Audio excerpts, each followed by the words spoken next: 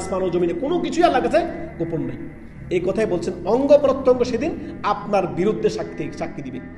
মুখের মধ্যে মোহর মেরে দেওয়া হবে। সূরা ইয়াসিনের আয়াত নাম্বার 65। রব্বুল আলামিন বলেন আল-ইয়াওমা নাখতিমু আলা আফওয়াহিহিম ওয়া তুকাল্লিমুনা আইদিহিম ওয়া তাশহাদু আরজুলুহুম বিমা কানু ইয়াকসিবুন। যে তোমাদের আজকের দিনে জবানের মধ্যে মোহর মারি দেওয়া হবে এবং কি করা হবে, তোমাদের জবানকে মোহর মেরে দেওয়া হবে, হাত সাক্ষী দিবে আমার দ্বারা এই এই এই কর্ম করছে, কাউকে খুন করছে, কাউকে বিভিন্ন জয়ী কাজ হচ্ছে হাত দিয়ে, সমস্ত কিছু হাত আল্লাহর কাছে সাক্ষী দিবে। হাতের জবান আল্লাহ খুলে দিবেন। অঙ্গ প্রত্যঙ্গের কি করে, পা দিয়ে কোথায় কোথায় গিয়েছেন, কি কি কর্ম করেছেন, কোথায় কোথায় হেঁটেছেন, সবকিছু আল্লাহর কাছে বলে দিবেন। হাত পা অঙ্গ প্রত্যঙ্গ সবকিছু কথা বলা শুরু করবে।